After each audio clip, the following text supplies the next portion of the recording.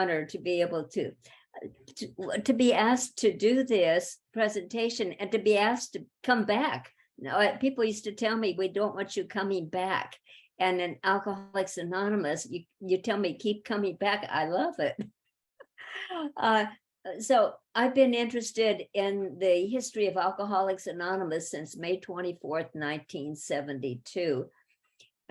So for those of you a math challenge, that was 50 years in May. Did I say March? It's May 24th, 1972. The stories in the big book tell a lot about our history, plus they've had a huge impact on my own sobriety. So I've chosen 9 stories from the first and second editions of the big book because they were our women pioneers. And Eleanor Roosevelt said to do something every day that scares you. So here goes. So our first one is A Feminine Victory, Florence Rankin, New York City, original manuscript, page 217 in the first edition. Although Jane Sturdivant got sober in February of 1937 in Akron, Florence was the first woman to get sober in New York, even for a short time. She came to AA in September of 1937. She had had several slips, but was sober over a year when she wrote her story for the big book. And Florence wrote, when the idea was first presented to me that I was an alcoholic, my mind just simply refused to accept it. Whores, how disgraceful. What humiliation, how preposterous. But I have reached the source of help. It must have been difficult for Florence being the only woman. She prayed for inspiration to tell her story in a manner that would give other women the courage to seek the help that she had been given. She was the ex-wife of a man that Bill Wilson had known on Wall Street, and she thought the cause of her drinking would be removed when she and her husband were divorced. She wrote, oh, I had them all down, letter perfect, all the excuses, reasons, and justifications. What I did not know was that I was being destroyed by selfishness, self-pity, and resentment. But it was Florence's ex-husband who took Lois Wilson to visit her at Bellevue. Bill and Lois got her out of Bellevue, and she stayed in their home for a while. And she left their home. She stayed with other members of the fellowship. And Florence wrote, I've been taught to realize that there was a God and to love him. But though I've been taught all these things, I'd never learned them. She said, Bill put it to me this way. You admit that you made a mess out of things trying to run them your way? Are you willing to give up? Are you willing to say it? Here it is, God, all mixed up. I don't know how to unmix it. I'll leave it to you. At one point, she was all alone and felt like drinking. She read the Bible and prayed. But she said, I didn't say I must not take that drink because I owe it to so-and-so not to. I didn't say I won't take that drink because I'm not strong enough to resist temptation.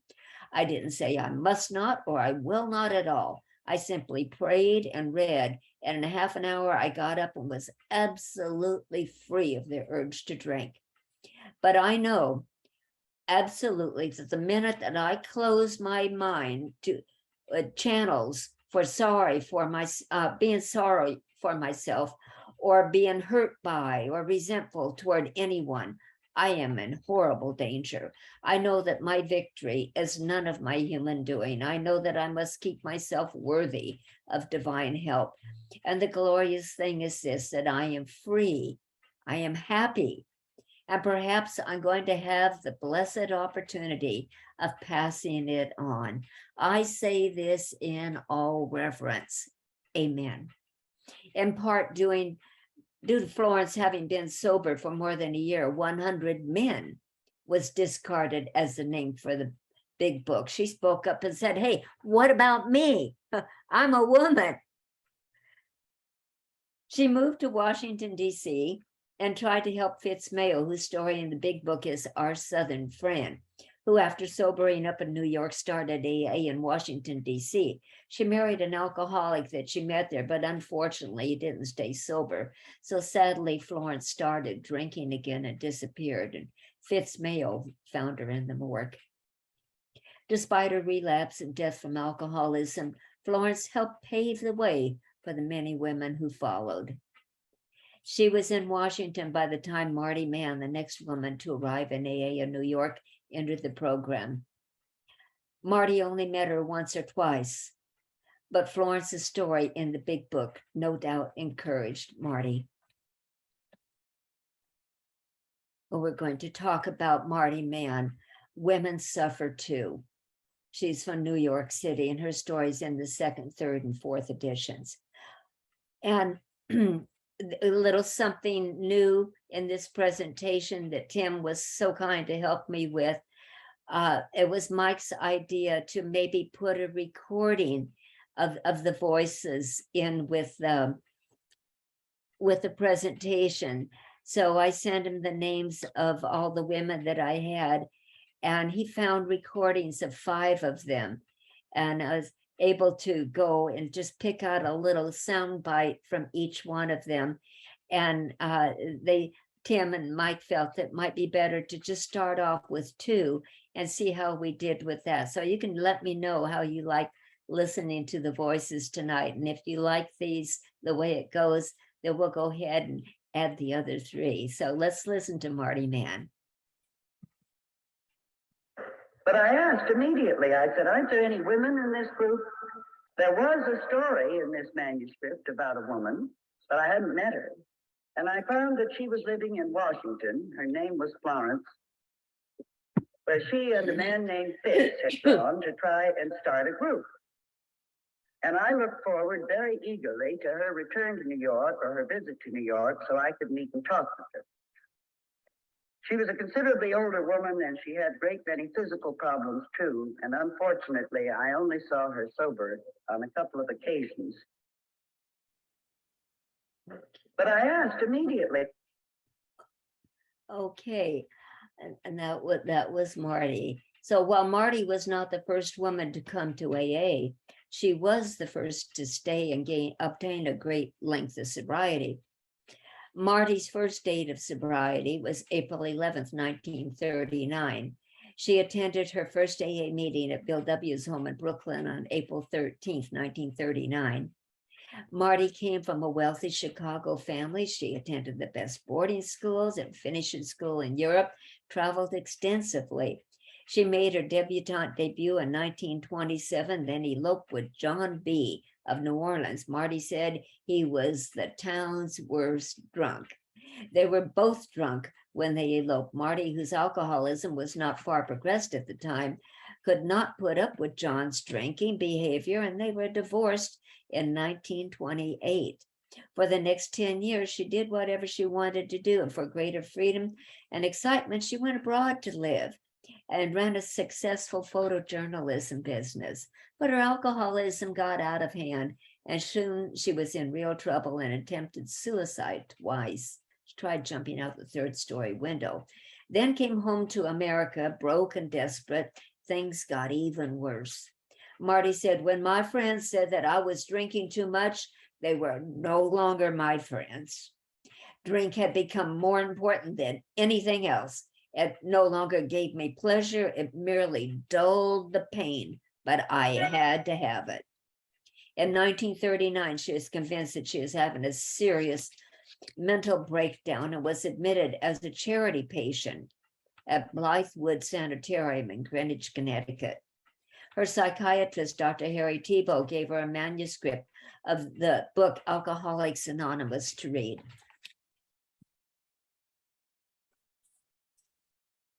This one, it didn't quite look like this one. It was a couple of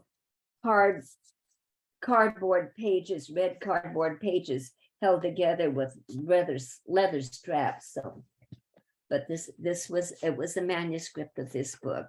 After reading the first few chapters, she said, I wasn't the only person in the world who felt and behaved like this. I was suffering from an actual disease that had a name and symptoms like diabetes, TB, or cancer. She exclaimed to her buddy Grinny, a fellow patient, we're not alone anymore. Dr. Tebow persuaded her to attend her first AA meeting at 182 Clinton Street in Brooklyn, New York. At that time, there were only 2 AA groups in the entire United States. I went trembling into a house in Brooklyn filled with strangers and found I had come home at last to my own kind. She rebelled at any thought of religion until a personal crisis filled her with righteous, raging anger, and she was going to get drunk to show them. Then she read a sentence from the book on her bed that said, "We cannot live with anger." She wrote, "The walls crumbled, the lights came on, the feeling of impending disaster began to dissolve as I put into practice the 12 steps, and it worked." Despite several relapses during the first year and a half, Marty succeeded in becoming sober by 1940. In 1945, Marty became inspired with a desire to eliminate the stigma and ignorance regarding alcoholism and to encourage viewing it as a disease. She believed that alcoholism runs in the family and education of the disease was essential. Marty was a visionary and a pioneer who took on an unpopular cause during an era when women were supposed to remain silent.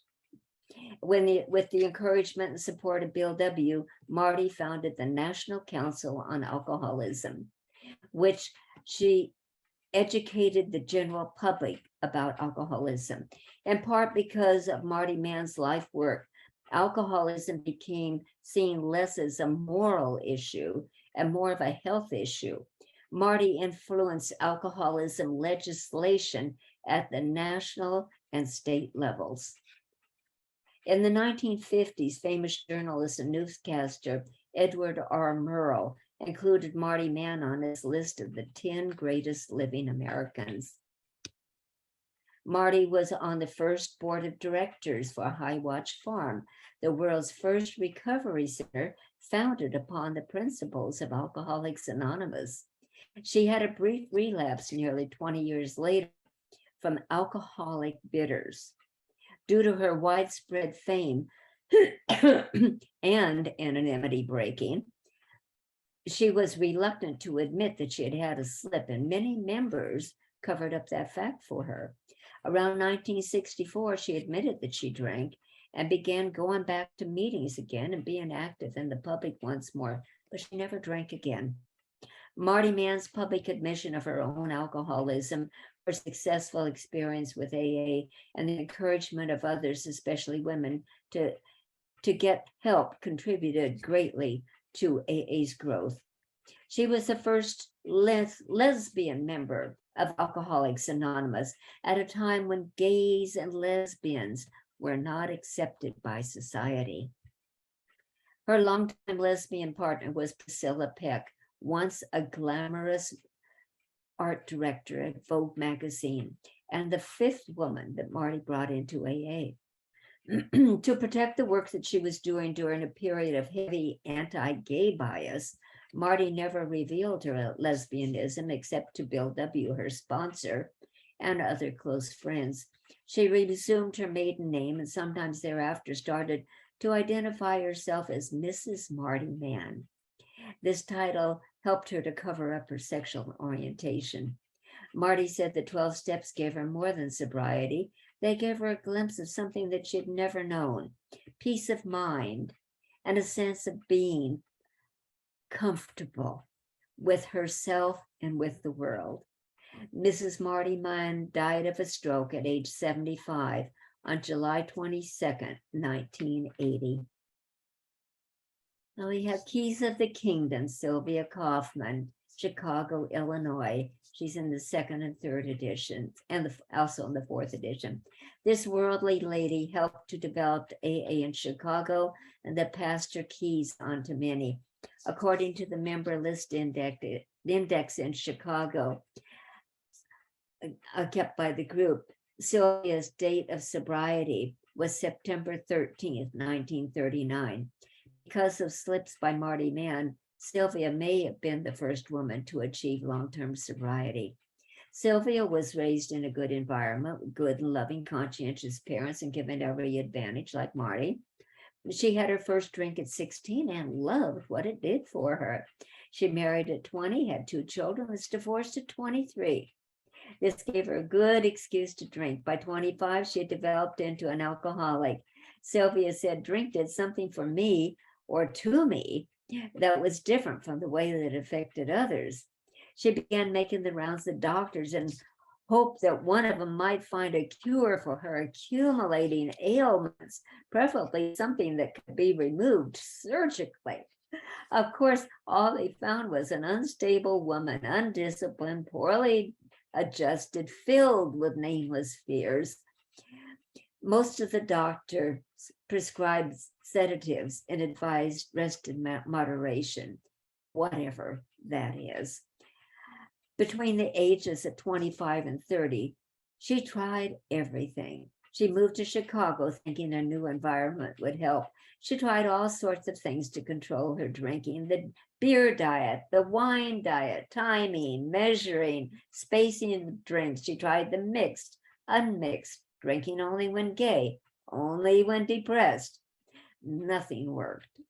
The next 3 years saw Sylvia in sanitariums. She wanted to die, but had lost the courage to try and remarked, I was 33 years old and my life was spent. This was drinking in sheer desperation, alone and locked behind my own door. She felt shame and fear with no complete escape any longer, except oblivion. There was one doctor who did not give up on her. Like all doctors of his day, he had been taught that the alcoholic was incurable and should be ignored. With the alcoholic, they could only give temporary relief. In the last stages, not even that. Alcoholics were a waste of the doctor's time and the patient's money. Nevertheless, there were a few doctors who saw alcoholism as a disease and felt that the alcoholic was a victim over something for which they had no control. Sylvia's doctor tried everything he could think of, including having her go to mass every morning at 6 a.m.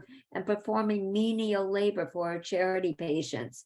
The doctor apparently had the intuitive knowledge that spirituality and helping others just might be the answer. In 1939, this doctor heard of the book Alcoholics Anonymous and wrote to New York for a copy. After reading it, he tucked it under his arm and called on Sylvia. That visit marked the turning point in her life. He must have studied the book carefully because he took its advice. The doctor explained that alcohol was no respecter of sex or background, that most of the alcoholics he had encountered had better than average minds and body and abilities. Of course we do, just ask any of us. He also gave her the cold, hard facts about her condition, and that she would either die of acute alcoholism, develop a wet brain, or have to be put away permanently. Then he told her about a handful of people in Akron and New York who seemed to have worked out a technique for arresting their alcoholism, and he asked her to read the book. Sylvia remarked that I stayed up all night reading that book. It promised recovery if I would do a few simple things and be willing to have the desire to drink removed. And here was hope. Her doctor asked her to talk to a man who was experiencing success using this plan. This was Earl Treat. His story in the big book was he sold himself short. Earl was the Mr. T to whom she refers in her story. Sylvia said that I was ready and willing to go into the interior of the African jungle if that's what it took for me to find out what these people have. My sponsors there right now. They seem to have all the ingredients for successful living. Earl suggested she visit Akron. According to Bill Wilson, she got off to a slow start there. May have been a pill addict. She took a lot of little white pills, which she claimed were saccharine, and no one could quite understand why she was so rubber-legged. She said it had been many years since I had not relied on some artificial crutch, either alcohol or sedatives. Sylvia stayed 2 weeks with Clarence and Dorothy Snyder in Cleveland. Clarence Snyder's story in the big book is The Home Brewmeister. She met Dr. Bob, who brought other AA men to meet her. Dorothy Snyder said that the men were only too willing to talk to her after they saw her. Sylvia was a glamorous divorcee, extremely good looking and rich. She was getting $700 a month alimony. But these attractions probably did not help her with the wives of the alcoholic, who were known on occasion to run women out. After meeting Dr. Bob, she wanted to move to Akron, but this caused great concern since her presence there threatened to disrupt the whole group. Even Dr. Bob was uncomfortable with her being there. She went back to Chicago, drank on the way, where she finally got sober and worked closely with Earl Treat, her sponsor. Her personal secretary, Grace Cultus, became the first secretary at the intergroup office in Chicago, the first in the country. By the latter part of September 1939, they had a nucleus of 6 and held their first official group meeting. Sylvia said by 1955, our membership in the Chicago area alone had grown from 6 members to 6,000. Now there were many to carry out the work. The group did not need us in the same degree as it had earlier, but our need for the group had not diminished. Sylvia leaves us with there is no more aloneness with that awful ache so deep in the heart of every alcoholic that nothing before could ever reach it. That ache is gone and need never return again. We say to the new person, don't take our word for it. Instead, try it for yourself. Only then can you be sure that you've latched on to a design for living that can really work for you. Now there is a sense of belonging, of being wanted and needed. In return for a bottle and a hangover, we have been given the keys of the kingdom.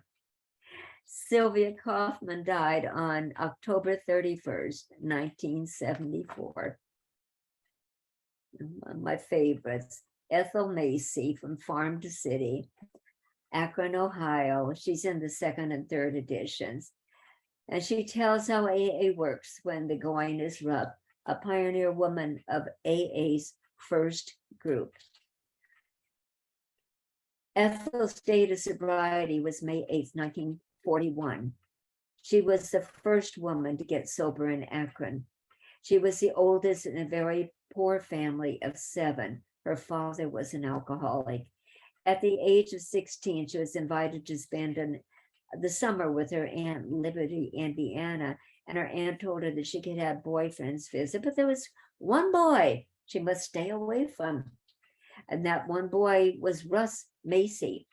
He came from a fine family, but drank too much. 4 months later, she married him, even though he drank and was 7 years her senior. She was sure his family disapproved of her because she was from the wrong side of the tracks. They had 2 daughters. About 7 or 8 years after they were married, his drinking became so bad that she took the children and went home. Ethel said, I was still bitter because I felt the drink had completely ruined my childhood and my married life. I hated everything pertaining to it. And I was about 25 then. I had never touched a drop. She didn't see Russ or hear from him for a year. At the end of the year, the children received a card from the father, which she kept and cherished. And it said, tell mommy I still love her. Soon Russ himself arrived. She welcomed him with open arms, though he had little but the clothes on his back and a pair of spurs. He told her that he would never drink again, and she believed him. He got a job and went back to work and stayed dry for 13 years. By the end of the 13 years, the older daughter was married. She and her husband were living with him, and the older daughter was in her last year of high school. Then one night, the son-in-law and Russ went to a prize fight, and Russ came home drunk, crawling on his hands and knees up the stairs. She told him, the children are raised, and if this is the way you want it, this is the way we'll have it. Where you go, I'll go. What you drink, I'll drink.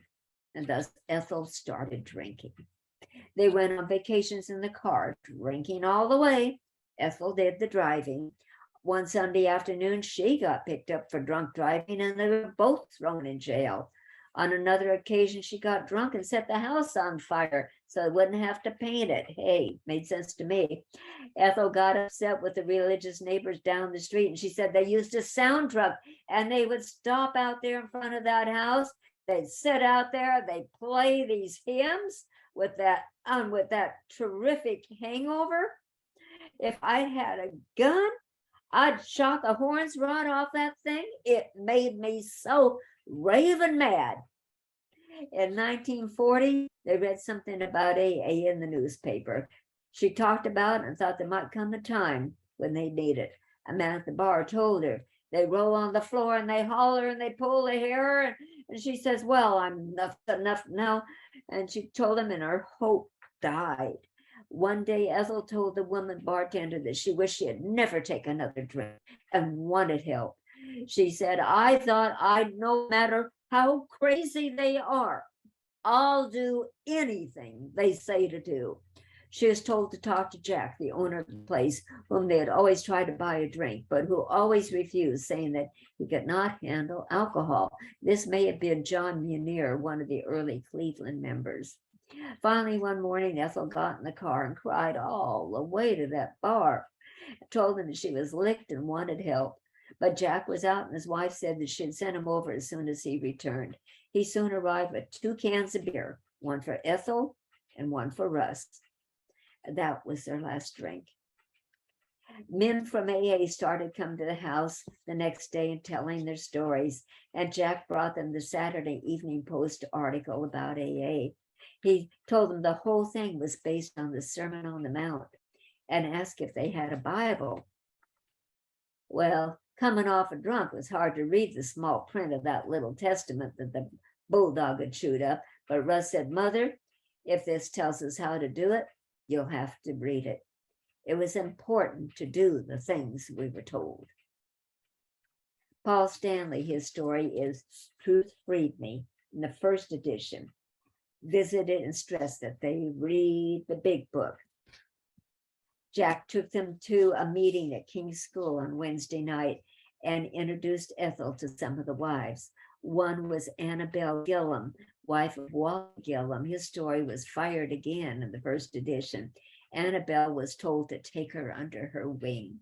Women had a harder time being accepted in Akron than they did in New York. Perhaps the reason that Ethel was accepted is that Russ joined at the same time. Also, Ethel weighed about 300 pounds, and the wives probably did not consider her a threat.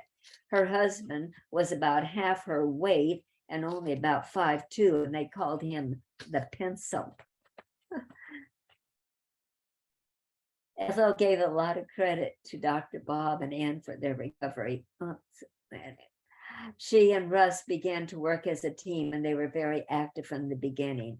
Ethel started what may have been the first women's AA group. Russ died on Monday, September 4th, 1944, and was buried on Friday. AAs had invited Ethel to dinner the following Sunday. But first, Ethel went to talk to women at St. Thomas Hospital. And she recalled that I sat down on the side of one of their beds and I started to weep, and I couldn't stop. I was so startled, and I apologized again and again for it.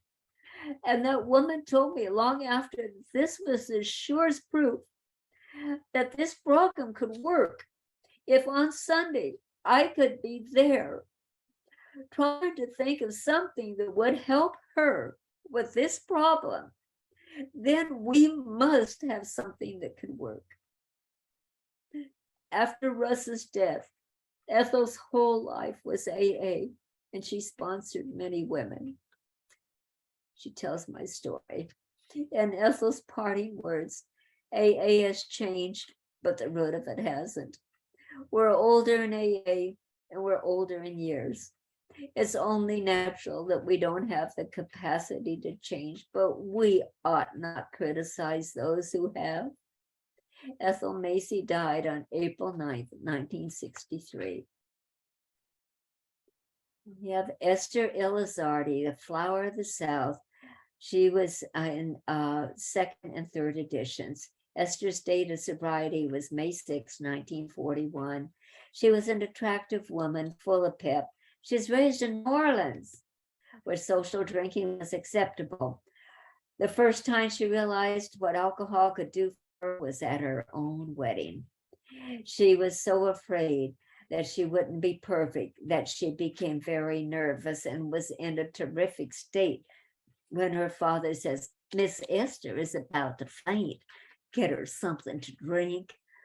Esther wrote, Emma, the servant, came back down with a water glass full of bourbon and made me drink it down. That bourbon hit just as I started down that aisle. I walked down that aisle just like Mae West in her prime. And if I just wanted to do it all over again. From that day on, she used alcohol to ease social situations and didn't know when she crossed over the line into alcoholism. She divorced her husband after 7 years and went home to her parents, couldn't stand living with them, went back to Texas and remarried her ex-husband. Then they moved to Oklahoma. In Esther's words, that's when all the boys and Esther got drunk and the wives didn't. Then the drinking got worse. Her husband, who would come home day after day to find her passed out, she said that she was sent to a mental hospital where they kept her for 17 days. When they moved to Houston, her drinking continued. Then she went out one day to walk her Cocker Spaniel. A patrol car passed and saw her staggering and stopped to take her home, but she got sassy with him. And so he took the dog home and took poor Esther to jail. Esther said, I'll not be fenced in with those bars. You don't get hotel service. I remember going back in that bunk and crying my eyes out. I think that's when I hit bottom. She was only in there a few hours when her husband came in with a look of disgust on his face. She was complaining about being in jail and how she was going to sue the city for what they had done to her. She was raking her cup on the bars. Remember, Esther, you're in jail, not at home. He had read a story about AA in the Saturday Evening Post a few weeks before. Finally showed it to her with the ultimatum. If you'll try this thing, I'll go along with you. If you don't, you'll have to go home. I cannot sit by and watch you destroy yourself. She wrote to the Alcoholic Foundation office in New York. She says, I was shaken so I asked my husband to write the letter for me, but he said, no, this is something I had to do all by myself. Within a week, a letter came back with AA literature. It was a routine letter they sent to everyone, but it was with a handwritten letter from Ruth Hawk, AA's non-alcoholic secretary. That personal touch did a lot to help Esther. The letter said that this man would see her. There weren't any women. That man was in the hospital, so she drank a few more days before coming into AA the following week. She liked to call that her spill into AA. Esther was full of gratitude for her husband, to the AA members who paved the way for her. During her second year in AA, they were transferred to Dallas and started an AA group there in 1943. The phone number in Dallas that Ruth Hawk had given her had been disconnected when she arrived, but unfazed, she started seeking out other alcoholics to 12-step. Esther had lived in Dallas from 1927 to 1932, and according to a letter that she wrote to New York dated March 29th, 1943, saying, "This is where I've been so sick for 5 years. Well, I started trying out all the doctors, hospitals, and cures, sanitarium 3 times. So I've got lots to do. First off, 4 doctors to call on, let them look over Exhibit A, me. My minister has 2 prospects for us. He tried so hard to help me for years, had never heard of AA. She had a hope I have much AA to report my next letter. You'll be hearing from me." They did indeed.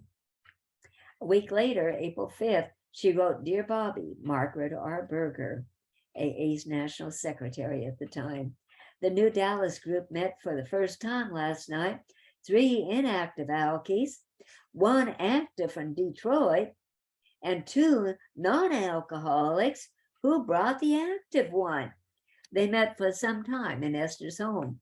She said, I threw myself into 12-step work, and what I feared would be a calamity turned out to be the most blessed of blessings." Esther ended her story with, "I feel there's no situation too difficult, none too desperate, no unhappiness too great to be overcome in this great fellowship of Alcoholics Anonymous. I wish I could tell you how and why AA works, but I don't know. I only know that it does if you desire it with your whole heart and without reservation." Esther died on June 3rd, 1960, with slightly more than 19 years of sobriety. Her copy of the Big Book, which is signed by Bill Wilson, is on display at the Dallas Central office.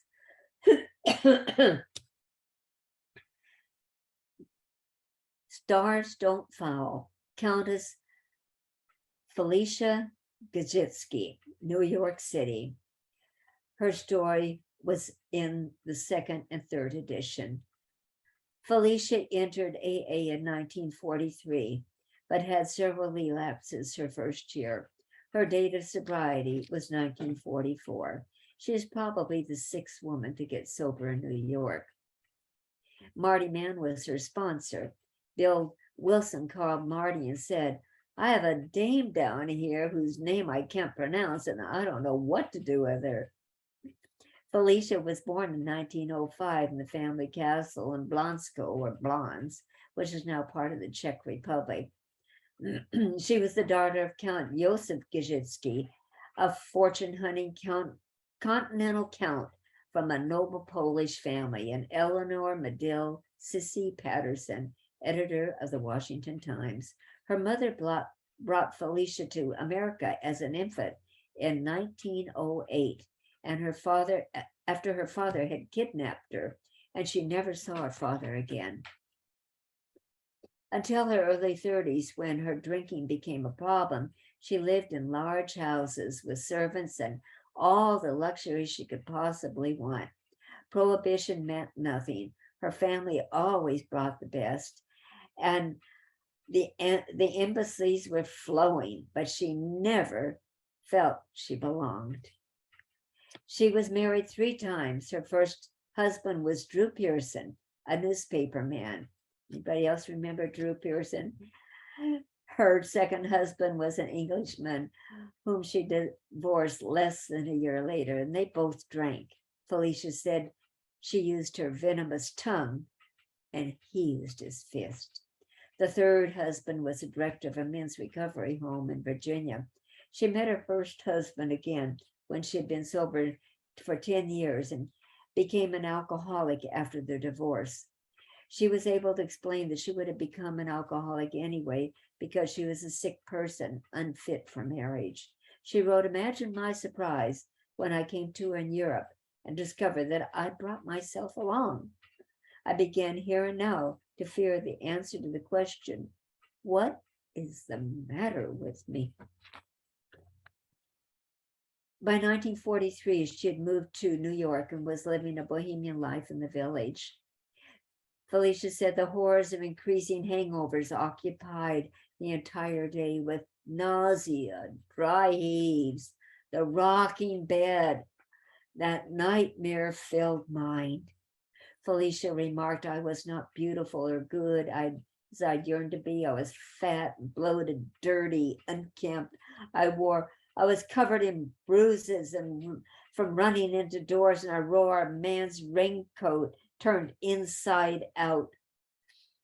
My tweed suit, once a very good one, was now baggy and shapeless with worn places in the elbows from leaning on the bar, and I just wanted to die. Felicia had the good fortune to find a new analyst, Dr. Ruth Fox. She says, I think now that God, in whom I did not believe, was looking out for me. Perhaps it was he who sent my analyst to a psychiatrist meeting at which Bill Wilson spoke. Dr. Fox told her about AA and asked her to read the big book. She finally encouraged Felicia to go to AA Foundation office, which was down in the Wall Street district in New York, and talk to Bill Wilson. In Felicia's words, Bill was tall, gray-haired, with a kind of asymmetrical good looks and pleasant, easy manner that inspired confidence in the shaken and afraid. He was well-dressed, he was easygoing. I see that he wasn't a quack or a fanatic. He said to me simply and gently, do you think that you're one of us? Bill arranged for her to meet Marty Mann. I thought, aha, he's passing the buck. Here comes the questionnaire. Felicia recalled that Marty was late and said, I felt like a gangster's moll about to be interviewed by the Salvation Army. Priscilla Peck answered the door. It was Marty and Priscilla who took her to her first meeting. In those days, there was only one big meeting a week in New York. Priscilla assigned Felicia to look after Anne, a rowdy newcomer whose idea of fun was to hit sailors and insult cops. She was so busy keeping Anne out of trouble and so scared that Anne would swing on her that she had her last 2 drinks that night. In her first year, Felicia said, I kicked Priscilla in the shins, got the lock changed on that desk at the AA club because as secretary, I didn't want that intergroup secretary interfering. And I took an older woman member out for lunch for the express purpose of informing her that she was a phony. She was a talented writer, and with Marty and Priscilla, helped to start the AA Grapevine. Felicia had sunk low, but had not lost everything, and was one of the reasons they started to talk about high bottom drunks. She concluded her story with AA taught me how not to drink, and on the 24-hour plan, it taught me how to live. She wrote an update of her story for the November 1967 Grapevine. It was signed FM, New Canaan, Connecticut. In it, she said she was disappointed to learn that her story would be in the section labeled, They Stopped in Time. She thought she had sunk pretty low. Felicia died on February 26, 1999, at the age of 92, a few months after giving an extensive interview about her friend Marty Mann to Marty's biographers, Sally and David Brown. We have the Independent Blonde, Nancy Flynn, New York City, 2nd edition. Nancy came to AA in June 1945 when she was 39 years old. She did not write her own story, which was written by some AA members, and she claimed that she didn't even know it was in the big book. She left home at 14, and her mother had died when she was 3. Her father remarried, and when she was 14, her stepmother kicked her out. Nancy says, when you're thrown out, you feel like you're nothing. You know that something's got to be wrong with you, or they wouldn't have thrown you out. And they tell me that psychologically, I felt abandoned by my mother. All my life, I blamed everything that ever happened to me on someone else.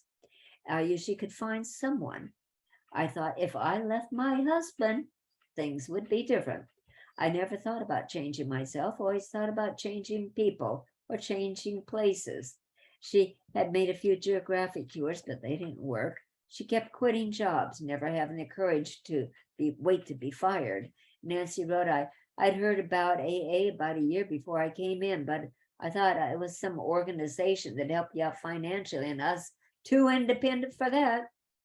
But on June 1st, 1945, I'd lost all kind of that independence. Her contact with AA was at a clubhouse on 334 and a half West 24th Street in New York. Nancy said, I got someone on the telephone and I told her I was in trouble and asked, what should I do? The girl asked me if I could walk. And I said to myself, my God, how understanding. Someone knows that you couldn't walk, and why? The girl said, well, the only reason I asked is if you can't, we'll come over to you. And I reared up in all my arrogance and I said, you'll never come to me, but I'll come to you. It took me until 4 o'clock that day to get there. She expected to meet a bunch of bums, so did not get dressed up because she didn't want to look better than everybody else. When she arrived, Park Avenue types were there, and she said, I was so welcome. It was the first time I felt welcome. I don't know who spoke last or what, but someone got up and said that he had been in Bellevue 35 times. And I thought, oh my God, I look like St. Cecilia here. One day a call came into the clubhouse for someone to go out and do a 12-step call. And they looked at me and they said, how long are you in? And I said, oh, a week or so. And they said, oh, you can't go. You have to be sober 3 months. And then I realized that here I've been trying to spend all my life afraid that people were trying to get something out of me, and I had nothing to give. I had to wait until these people gave it to me so that I could go out there and give it away. She was impressed on coming to AA to meet a Countess Felicia Gazetsky from Stars Don't Fall. At that time, Nancy had a little beauty shop and often gave permanents to members of AA, those who could afford to pay her and those who could not. And I was also a hairdresser. She and another young woman, perhaps Marty Mann, were often asked to go to hospitals and drying out places frequented by the wealthy because they were younger and presentable. They bought little hats with flowers on them and wore little black dresses with pearls on these occasions. A friend of mine offered to give me a little hat that might work for this. I was so eager to give up what I had, she said. I went right from the first step to the last step. You see, I'd never cared for anybody, not even myself. And when you care for somebody, you begin to heal yourself. You don't even know it. She often went to Dr. Silkworth for advice. If we were in trouble, we'd go to Dr. Silkworth. If we were in a situation we didn't know how to get out of or were afraid we might get drunk, we'd go over and talk it over with him. He was a very simple, wonderful man. And he said to me once, the day that you can sit down and just be honest with yourself in this situation, you will know what to do. That was the kind of man he was. Nancy went to the clubhouse every day from 11 o'clock in the morning to when they opened until they closed at night. It was the only place she felt safe. Nancy ended her story with, the more I worry about me loving you, the less I'll worry about you loving me, and the happier I'll be. I have learned that the more I give, the more I will have. And the more I learn to give, the more I learn to live. For the first 5 years, she did nothing but go to AA. She didn't know what else to do. For 15 years, she attended a women's meeting that Marty Mann started in a home on 58th Street in downtown Manhattan. Marty wanted to hire her as a speaker for the National Council on Alcoholism. That's where I first called for help, but she declined. Nancy is a good example of what people can accomplish after they get sober. She went to high school in her 50s, went to college when she was 70. She studied behavioral science. Then she went to college for 9.5 years and graduated cum laude. When she arrived in AA, she didn't believe in God and didn't want to hear anything about it, but she began searching. Later, she became a Quaker and taught English to migrant workers. She lived in Pennsylvania and spoke at the 2000 AA International Convention in Minneapolis. She passed away on April 16th, 2005, claiming 57 years of sobriety, although she drank twice during those 57 years. Oh, Annie the Cockfighter, Annie Kolahouse, New York City, second edition. In April of 1937, Annie arrived in AA at 67 years old. She was a scrub lady for 25 cents an hour, poor and uneducated. She started to drink in 1913 at age 31, when women sat in the back room. Because of her drinking, her husband took her two small boys and left. She said, "Didn't worry me a bit. I love the liquor and I love the crowd I hung with. I would have done anything to get the money for the drink." She got in a fight with a cop and tore the buttons off his uniform when the cop asked her what she was doing and said she was going to take her in. She said, "Do as you damn please." I was a tough piece of furniture in those days. If the Almighty God had come down, I'd done the same thing to him. Just do as you damn please. She was charged with molesting a policeman's uniform and got 5 days in the house of detention. She said, "The only thing I was worried about, how was that gang getting along without me? But they made out all right." I was in court for drunken disorderly. 30 days, says the judge. I reared right up and spit clean in that judge's eye.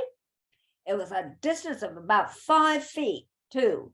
Another 30 days for spitting in the eye of the court. "Nuts to you," says I, but I had to serve the whole 60 days. After being put away from her family for 15 years, she was on her way to a speakeasy and met with her husband. He asked her if she would like a drink. Ho, ho, ho, ho, yeah. She said, "Sure, I would." So they went and had a few drinks at the speakeasy, and she went home with them. She couldn't stand the decent life and just wanted to be a drunk and kept on drinking. She gave her husband credit for raising the two sons. She said the youngest boy was going to be a policeman. "Oh, brother." Well, it's all right. I had to take it and accept it. But every time I thought of that uniform, it killed me.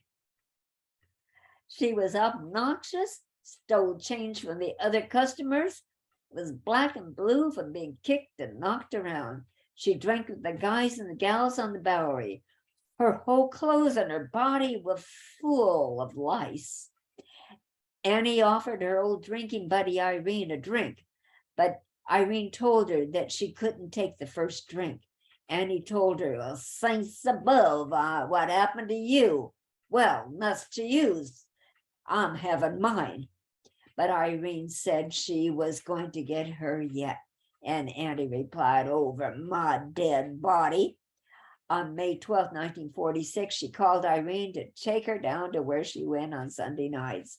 So down the old 24th Street clubhouse, they went to a beginners meeting where she met Nancy Flynn, whose story in the big book is The Independent Blonde. The clubhouse disbanded in 1941. Annie sobered up that night after 32 years of drinking. She said she never shook hands or said hello to anyone. She just ran in and out of meetings. She married another drunk who, after 8 months, got into an argument with him and drank for 2 days. She said, "Those nosy AAs caught up with me somehow, and this damn organization knows my whole business. Nobody stepped over my territory before in my life." She said, "I don't know what AA does to you, but you can never drink the same again." She was sent to High Watch Farm for 2 days and returned a new woman. Nancy encouraged Annie to take her 5th step with a priest. She told the priest, "Father, I'll tell you everything, but don't ask me how many times." She cursed a lot when she spoke, and then she would look at the priest in the audience and she'd say, "Excuse me, Father, but I'm trying to be careful." Nancy was a hairdresser, and when Annie came to the beauty shop, she'd charge her $1 because she never wanted her to think that she was giving her anything, because Annie was very proud. Annie later went to another beauty shop where they charged her $6. And she says, "Hell, I can get it done for $1 up on Park Avenue."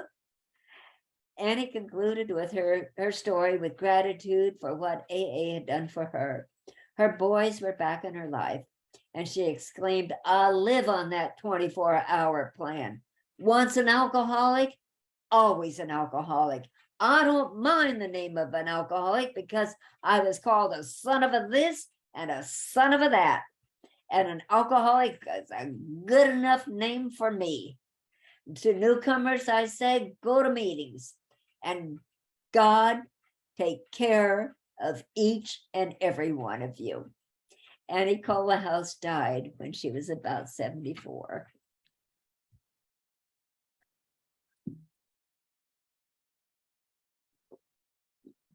Win Laws, Freedom from Bondage, Ventura, California.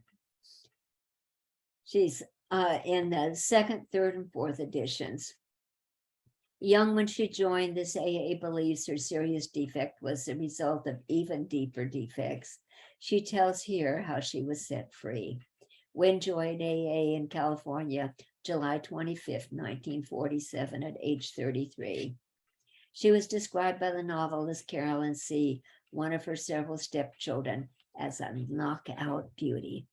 She believed that her trouble was a symptom of even deeper trouble, that her mental and emotional difficulties began many years after she began to drink. But AA taught her that she was the result of the way she reacted to what happened to her as a child.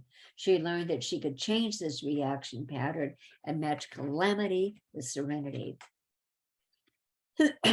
Bill Wilson's mother, Emily, divorced his father, Gilman, and he and his sister, Dorothy, were raised by their maternal grandparents. Wynne was born in Florida, and her parents separated when she was a child, and she was sent to live in poverty with her grandparents in the Midwest.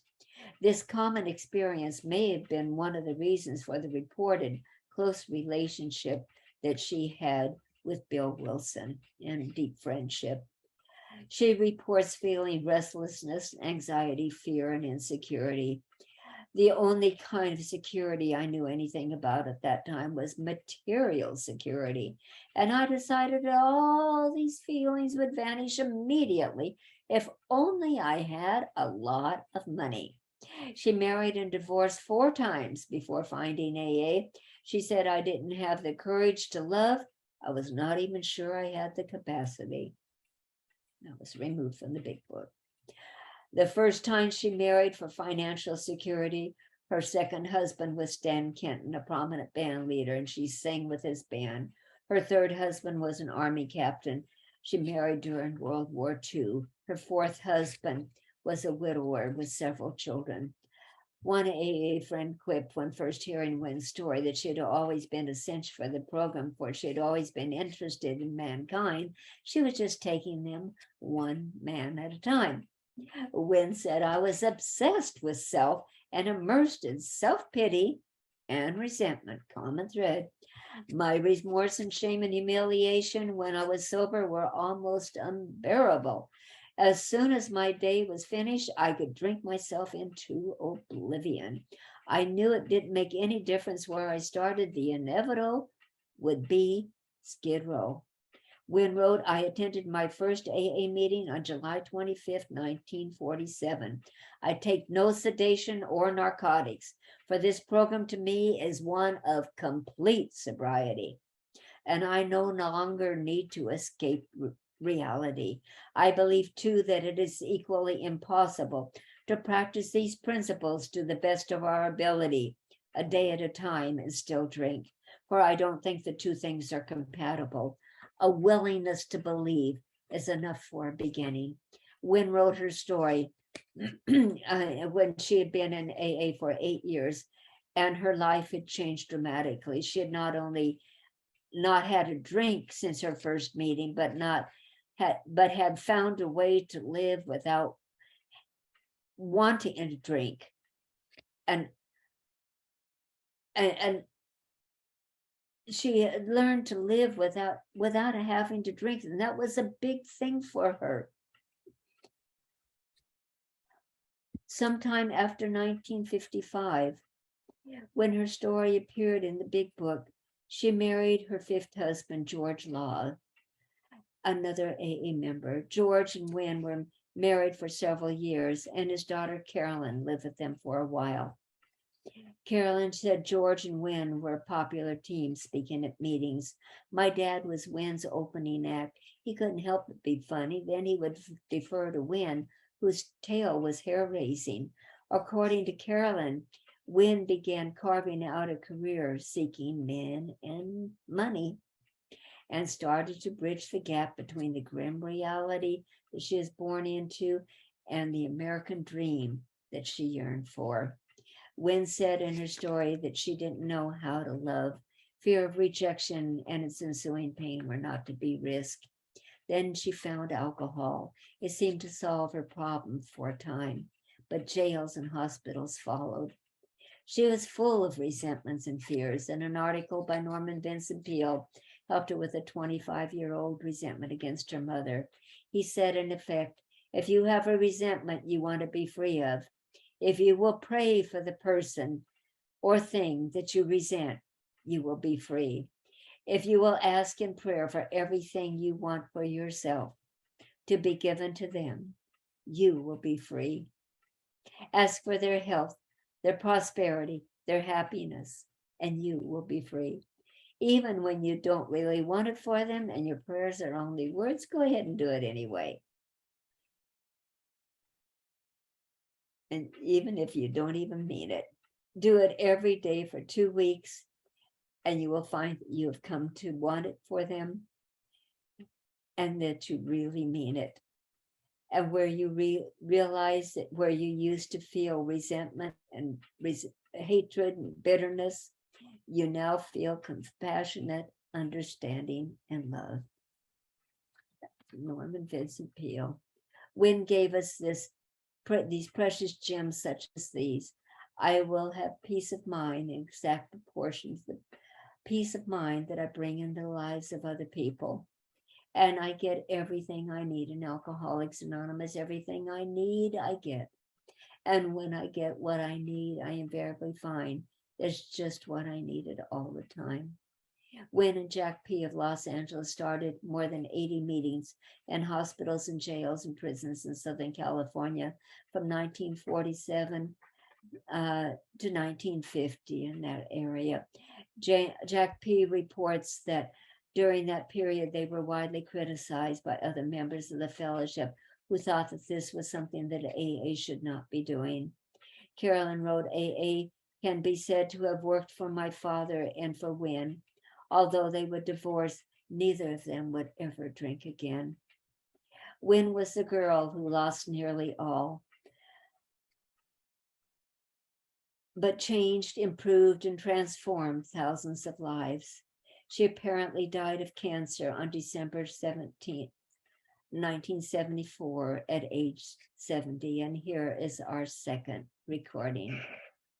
But it didn't make any difference that I didn't kill him.